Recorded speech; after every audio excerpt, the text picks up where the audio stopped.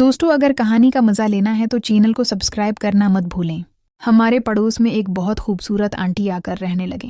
वो बहुत हुसैन और खुश मिजाज खातून थीं। दिल की भी बहुत अच्छी थीं। जब भी मैं उन्हें देखता तो दिल की धड़कनें जैसे रकसी जाते। आंटी का शौहर कई सालों से बीरोन मुल्क रहता था, इसीलिए वो हमेशा बहुत उदास रहती थीं। लेकिन उस वक्त मेरी हैरत की अंतः न रही जब अगले दिन मैं गली से गुजर रहा था तो उन्होंने मुझे किसी काम से अपने घर बुलाया। जब मैं घर में दाखिल हुआ तो उन्होंने खुद ही मुझे अपने मुसलसल 4 घंटे, मेरा नाम शाहीन है, मेरी उम्र 16 साल है, हमारे पड़ोसी वाले घर, एक खूबसूरत आंटी हमारे घर आकर रहने लगें, जिनका शौहर अक्सर बीरोन मुल्क ही होता था। इसी वजह से वो आंटी बेचारी घर में अकेली रहती थी। एक दफ़ा ऐसा हुआ कि इस आंटी ने मुझे अपने घर किसी काम के लिए बुलाया। मोहल्ले की औरतें अक्सर मुझे अपनी घर की कोई ना कोई चीज़ लेने के लिए बुलाती रहती थीं, इसलिए मैं भी खुश दिल्ली से बला झुझक उन सब के काम कर दिया करता था। यही वजह थी कि जब भी मैं घर से निकलता तो हर घर से यही आवाज़ आती, शाहीन ज़रा उधर आना, हमें दुकान से थोड़ा सा सामान तो ले आओ। मोहल्ले वालों के सारे अहकामात पूरे होना पड़ते थे, लेकर आना। अब मैं भी इस चीज़ का आदी हो चुका था, इसीलिए खुश दिल्ली से उनके काम कर देता था। वैसे वो काम करवा के मुझे कुछ पैसे भी दे देते थे, जिससे मेरी थोड़ी बहुत जेब खर्च होती थी। और यूँ मुझे भी इन सब के काम करते हुए वैसा महसूस ना होता, क्योंकि ये आंटी मेरी हमसाया थी। उस लिहाज से उनका हक तो हम पर बाकियों के मुकाबले में ज़्यादा था, इसीलिए मैं उनकी बात सुनने के लिए चल पड़ा। वो आंटी अपने घर के दरवाजे पर खड़ी थी। उन्होंने मुझे करीब आने का इशारा किया तो मैं उनके पास जाकर खड़ा हो गया।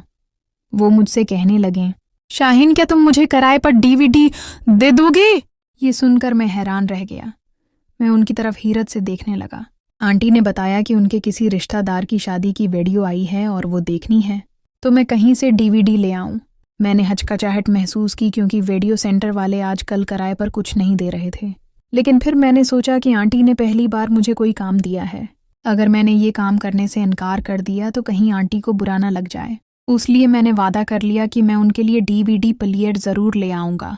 उस वक्त दोपहर का वक्त था, इसलिए मैं घर चला गया। लेकिन जैसे ही शाम हुई, मैं अपने मोहल्ले की वीडियो सेंटर पर चला गया। ये दुकान मेरे एक दोस्त की थी, इसीलिए दोस्त ने मेरी दमानत पर DVD प्लेयर दे दिया और साथ में शर्त भी रखी कि वापसी भी तुम ही लेकर आओगे। मैंने उसकी बात मान ली और आंटी के लिए DVD प्लेयर ले आया।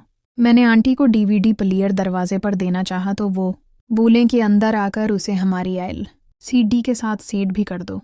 इन्हें मूवी चलाना भी नहीं आता था। मैं उस काम में मास्टर था, इसलिए मैं उनके घर चला गया। उनका घर बहुत खूबसूरत था और अंदर से जब मैंने घर को देखा तो मुझे अंदाज़ा हो गया कि ये आंटी काफ़ी अमीर हैं। आंटी ने मुझे अपने कमरे में बिठाया और कहा कि LCD के साथ DVD प्लेयर लगा दो। मैंने उनकी शादी की वीडियो चला दी।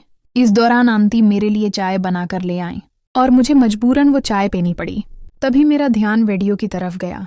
शादी के फंक्शन में एक बहुत खूबसूरत लड़की नाच रही थी। वो इतनी खूबसूरती से नाच रही थी कि मेरी चाय भी ख़त्म हो गई, लेकिन मुझे उसका एहसास तक ना हुआ। तभी आंटी ने बताया कि ये मेरी बेटी है, आज इसकी तबीयत ख़राब है, उसीलिए सो रही है। ये सुनकर मैं उठ खड़ा हुआ और अपने घर आ गया। घर आकर मेरा सारा ध्यान आंटी की बेटी पर ही था। वो मुझे अच्छी लगने लगी। अगले दिन आंटी ने मुझे ड्यूड प्लेयर दरवाजे पर ही दे दिया, अंदर आने को नहीं कहा। ये सुनकर मैं मायूस हो गया, क्योंकि मैं शायद मौके की तलाश में था कि कब वो आंटी घर बुलाए और मैं उसकी खूबसूरत बेटी को देख सकूं। पता नहीं उसे देखकर मैं क्यों बेचैन सा हो गया था। आखिर कई दिनों के बाद एक बार फिर आंटी को मुझसे काम पड़ गया। आंटी ने मुझे आवाज़ दी और कहा, बेटा, हमारी मशीन ख़राब हो गई है, घर आकर ज़रा चेक कर देना। मैं जल्दी से घर के अंदर चला गया। मैंने मशीन चेक की तो उसके अंदर एक कपड़ा फंस गया था। मैंने वो कपड़ा निकाल दिया, मशीन स्टार्ट की तो वो चलने लगी। ये देखकर आंटी खुश हो गईं और कहने लगीं, शुक्र है ये ठीक हो गई, मुझे कपड़े धोने थे। फिर कहने लगें, मेरी बेटी के उठने का वक्त हो गया है।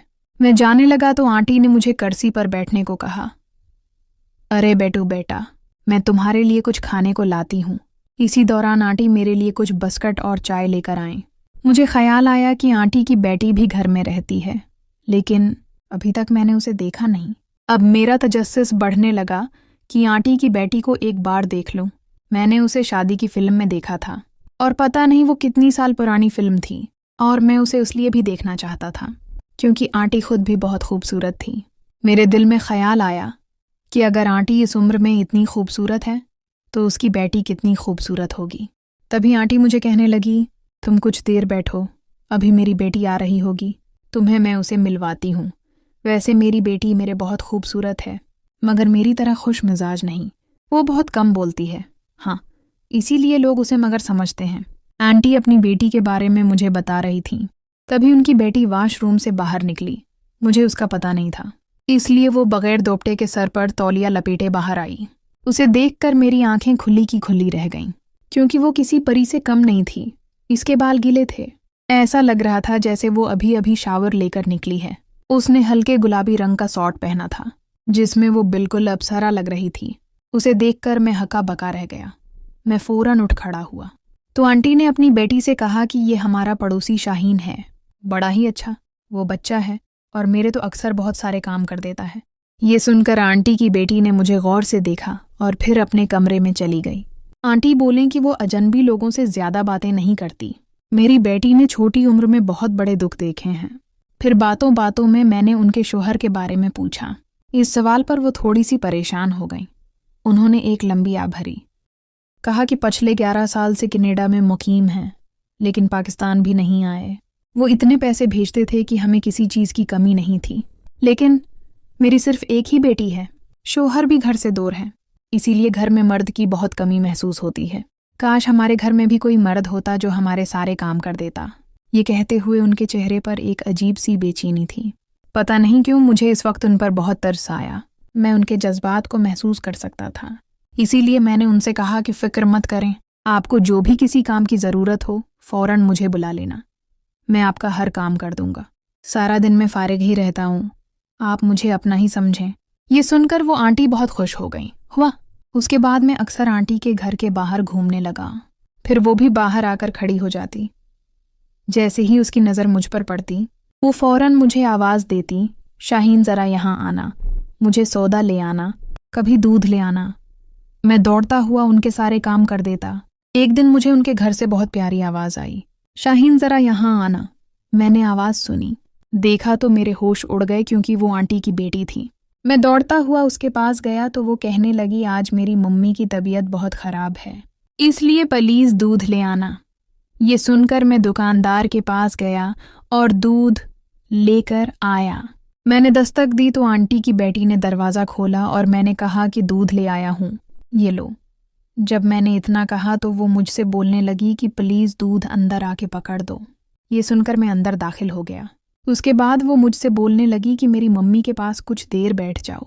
मैं उनके कमरे में चला गया जहाँ वो सुकून से सो रही थी। तब उनकी बेटी ने मुझसे पूछा, शाहीन चाय पियोगे?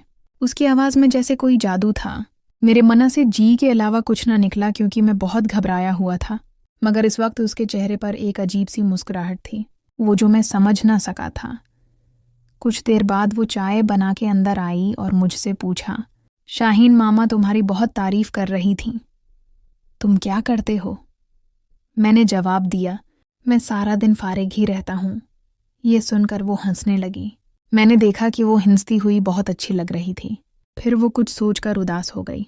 मैं चाय पीते हुए भी आंटी की तरफ देखता रहा, कभी उनकी बेटी की तरफ और कभी नज़रें नीचे कर लेता। उनकी बेटी तकरीबन 24-25 साल की जवान लड़की थी, मगर वो इतनी खूबसूरत थी कि 18 साल की लगती थी। मैंने उससे पूछा कि आप क्या करती हो? मैंने कहा, मैं 16 साल की थी जब मेरे अबू ने शादी कर ली, लेकिन शादी के कुछ ही दिनों बाद मेरा शोहर फौत हो गया, तो ससुराल वालों ने ये कहकर मुझे घर से निकाल दिया कि मैं बदकिस्मत हूँ। ये सुनकर मैं हैरान रह गई क्योंकि वो कहीं से भी शादीशुदा नहीं लग रहे थे।